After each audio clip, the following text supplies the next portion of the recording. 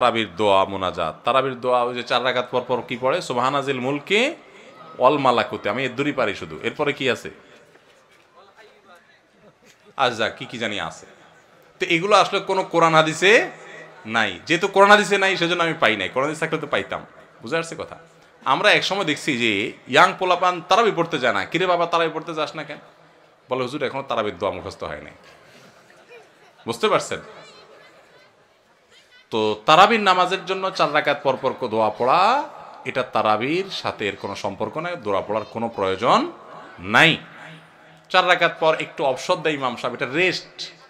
আপনি এটা একটু পানি খাবেন, দরকার একটু হাত পা এদিক সেদিক করবেন, একটু রেস্ট করবেন, একটু শরীরটা এলায় বসবেন, দরকার একটু পেশাব ওযু করে চলে আসবেন। এটা হলো রেস্টের সময়। তারাবি মানে হলো আরাম করে করে পড়া, 4 রাকাত পর রেস্ট দেওয়া।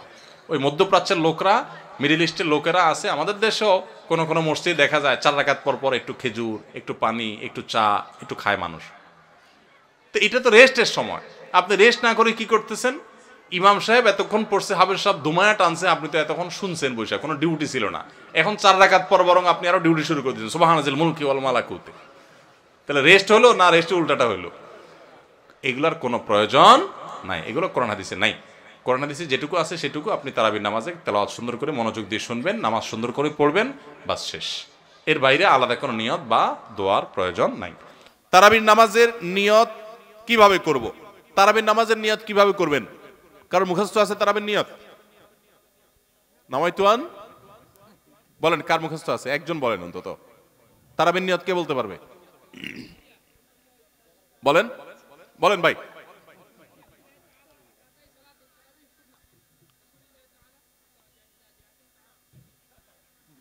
মাশাআল্লাহ মাশাআল্লাহ, এবারে পুরস্কার দেওয়া উচিত। বসেন, আপনি অনেক কষ্ট করে মুখস্থ করছেন। তুমি রোগরা সদরের লোক ভাই, কালো কাহালু। আচ্ছা ভাই, তারাবির নামাজ বা যে কোনো নামাজের নিয়ত জরুরি। নিয়ত ছাড়া কোনো আমল হবে না। কিন্তু নিয়তটা হলো মনের ইচ্ছার নাম। নিয়তটা কিসের নাম? আমি ভাইকে দিয়ে নিয়তটা কেন শুনছি সেটা আপনারা জানেন? জানেন না আপনারা? আমি ওনাকে দিয়ে কেন শুনলাম বলেন তো, কে বলতে পারবেন? কে বলতে পারবেন না? আমি ওনার দিয়ে এই জন্য শুনছি যে ওইটা আমার জানা ছিল না। এটা হলো সত্য কথা, ওইটা আমি নিজেও জানি না। নামাইতুয়ান দিয়ে শুরু এটা জানি, কিন্তু বাকি শেষেরটা আমি জানি না। এই জন্য আমি চাইছি একটু শুনতে আর কি। আমি জানি না এই জন্য যে কোরআন হাদিসে কোথাও পাই নাই। এখন ভাইরা কেউ পাইলে তো ভিন্ন কথা, আমি কোথাও পাই নাই। এই নিয়ত মুখে এরকম গদবাদা উচ্চারণ করা, হ্যাঁ এটা পাইছি আমরা ছোটবেলা বগদাদি কায়দায়। বগদাদি কায়দা এটার জন্য কত মাইদ্যরে হয়তো খাইছি, পাইয়া তখনই ভুলে গেছি। এটা পরবর্তীতে কোরআন হাদিসে যেহেতু পাই নাই, এই জন্য আর আমরা ওটা মুখস্থ করি নাই। ভাইরা আমার, নামাজের জন্য এরকম নামাইতুয়ান, এরকম গদবাদা যে দোয়া আমরা শিখেছি, এগুলোর কোনোটি কোরআন বা সুন্নার কোথাও আমরা নিয়ত করব মন থেকে যে আমি তারাবির নামাজ পড়ছি, বাস এটা আমার ইন্টেনশন আছে, নিয়ত আছে, মনে আছে, এটাই যথেষ্ট। মুখে উচ্চারণ করা জরুরি না, এবং মুখে উচ্চারণ করা এটা সুন্নাও না। নবী সাল্লাল্লাহু আলাইহি ওয়াসাল্লাম শেখানো না এটা আমাকে। ইবাদত করতে হবে তার পদ্ধতিতে। কোনো হাদিসে যদি উৎসাহ দেওয়া না থাকে, আমি কেন সেটা করতে যাব, কসরত করতে যাব? তবে হ্যাঁ, নিয়তটা হলো অন্তরের ইচ্ছার নাম, সেটাই যথেষ্ট। আলাদা মুখে নামাইতুয়ান পড়ার দরকার নেই। তারাবির নামাজ কি সুন্নত না নফল নাকি ওয়াজিব?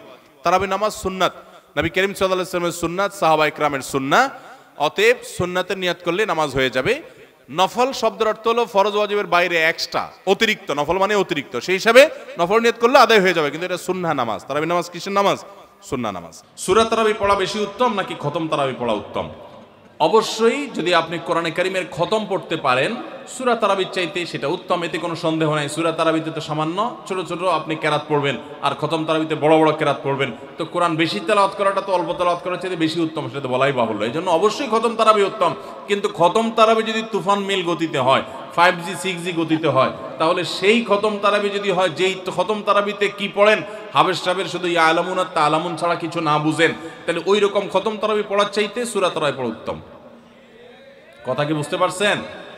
যদি হাবেশ সাহেব মাঝখানে কি পড়ে কিছুই বুঝেন না, শেষে শুধু ইয়া আলামুন আর তা আলামুনের টান দেখে বুঝতে পারলেন যে এখন রুকুতে যাবে, তাহলে এই তারাবি পড়া আর না পড়াতে কোনো পার্থক্য নাই। অনেক জায়গাতে এরকম তারাবি পড়ে। ওই যে সোশ্যাল মিডিয়াতে কিছু কিছু ভিডিও পাওয়া যায়, হ্যাঁ, দেশের বাইরের, যে এমন গতিতে তারাবি পড়ে যে আপনি 3 আয়াত পড়তে না পড়তে তার 1 রাকাত শেষ। এগুলা তারাবির নামে তামাশা। শুধু খতম তারাবি কেন, অনেক সূরা তারাবিও এরকম আছে যে পড়ে সূরা তারাবি, সেটা আবার এরকম 5G গতিতে পড়ে। তারাবির নামে যে কত তামাশা চলে। কয়দিন আগে দেখলাম ফেসবুকে একটা পোস্টার, যে ব্যবসায়ীদের জন্য বিশেষ তারাবির প্যাকেজ। কি প্যাকেজ? 7 দিনে খতমের প্যাকেজ, 5 দিনে খতমের প্যাকেজ, আর একটা 3 দিনে খতমের প্যাকেজ। একটা রেজিস্ট্রেশন ফি 1400 টাকা, আর একটা রেজিস্ট্রেশন ফি বোধ হয় 2000 টাকা, আর একটা রেজিস্ট্রেশন ফি আর একটু কম টাকা। হ্যাঁ, রেজিস্ট্রেশন ফি দিয়া হাফেজ সাহেবরা চুক্তি করে তারাবি পড়ায়। কিয়ামতের আগে যে আরো কত কিছু হবে একমাত্র আল্লাহ তাআলাই ভালো জানেন। এগুলো সব তারাবির নামে কি ভাই? তামাশা। জায়েজ না এইভাবে করা। রমজানে হারিয়ে যাওয়া এমন কিছু আমলের কথা বলুন যা অধিক ফজিলতপূর্ণ আমল, কিন্তু তা অনেকেই জানে না বা আমল করে না। 4টি আমলের কথা বলতে পারি। 4টি আমল আমরা অনেকেই গুরুত্ব দেই না, অথচ সে আমলগুলো আমাদের পুরো রমাদানকে সম্পূর্ণ সার্থক করে দিতে পারে, অর্থবহ করে দিতে পারে, রমজান সাকসেস করে দিতে পারে। সে 4টার ভিতরে প্রথম এবং 1 নম্বর যেটা বলতে চাই তা হলো রমজান মাসে রোজা রেখে এবং রাতের বেলা পুরো রমজান জুড়ে সকল প্রকার পাপাচার, কাউকে কষ্ট দেওয়া, গালি দেওয়া, হক নষ্ট করা, সব ধরনের গুনাহ থেকে, গীবত শিকায়াত করা, চোখের গুনাহ, সোশ্যাল মিডিয়া ইত্যাদি সবগুলো থেকে বেঁচে থাকবেন। প্ল্যান করে যে কোনো মূল্যে, প্রয়োজনে আমি আইডি ডিঅ্যাক্টিভ করে ফেলবো, অ্যাপ ডিলিট করে ফেলবো, তারপর সব ধরনের গুনাহ থেকে বেঁচে থাকবেন। এটা হলো রমজান সার্থক করার সবচেয়ে গুরুত্বপূর্ণ কাজ। 1।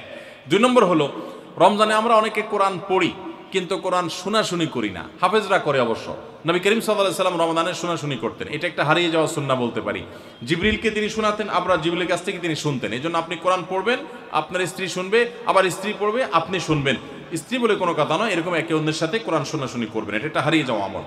3 নম্বর হলো রমজানের শেষ 10 দিন এতেকাফ করবেন। রমজানের শেষ 10 দিনের এতেকাফ এমন একটা আমল, রমজানের রোজা ফরজ হওয়ার পর থেকে নিয়ে মৃত্যু পর্যন্ত নবী সাল্লাল্লাহু আলাইহি সাল্লাম জীবনে কখনো এতেকাফ ছাড়েন নাই। আমরা ম্যাক্সিমাম মানুষ জীবনে কখনো করি নাই। এতেকাফ করা হলো আল্লাহর ঘরে এসে গাঁটটি বোসকা নেই পড়ে যাও যে আল্লাহ ক্ষমা করা ছাড়া যাব না। এতেকাফ করা যদি মসজিদে ঘুমায়ও থাকে, এতেকাফ করাটাই যেহেতু একটা স্বতন্ত্র ইবাদত, সো তার এতেকাফ করার মাধ্যমে লাইলাতুল কদর তিনি অটোমেটিক পাবেন ইনশাআল্লাহ। এই জন্য এতেকাফের আমলটা আমাদের রমাদানকে সার্থক করে দিতে পারে, অথচ এটা হারিয়ে যাচ্ছে। আর 4 নম্বর এবং সর্বশেষ হলো রমজানের শেষ দশক হলো ইবাদতের দশক, আমলের দশক। আমরা প্রথম 2 দশকে যা পারি না পারি, শেষ দশক বেশি আমল করার চেষ্টা করব। অনেকে আমরা শহর থেকে গ্রামে যাওয়ার জন্য পরিকল্পনা করতে করতে 4-5 দিন চলে যায়। অনেকে কেনাকাটার জন্য 4-5 দিন ব্যয় করে ফেলি। ঈদের প্রস্তুতির জন্য আমাদের শেষের দিনগুলো নষ্ট হয়ে যায়। এগুলো না করে আল্লাহর ওয়াস্তে শেষ দশককে ইবাদতের জন্য রিজার্ভ করে ফেলি, গোটা ফ্যামিলি সহ ইবাদত বন্দেগী করি, রমজানটাকে আমরা উপভোগ করতে পারবো ইনশাআল্লাহ। এটা আমাদের জন্য তৃপ্তির রমাদান হবে। আল্লাহ আমাদেরকে তৌফিক দান করুন। তাহলে 4টি আমলের কথা বলেছি, সকল প্রকার গুনাহ থেকে বেঁচে থাকা, কোরআন শোনাশুনি করা, এতেকাফ করা এবং রমজানের শেষ দশকে বিশেষভাবে ইবাদতের পরে যত্নশীল হওয়া, শেষ দশকে সকল ব্যস্ততা কমায় দেওয়া। এই 4টে জিনিস আমাদের রমাদানকে সার্থক করতে পারে ইনশাআল্লাহ তাআলা।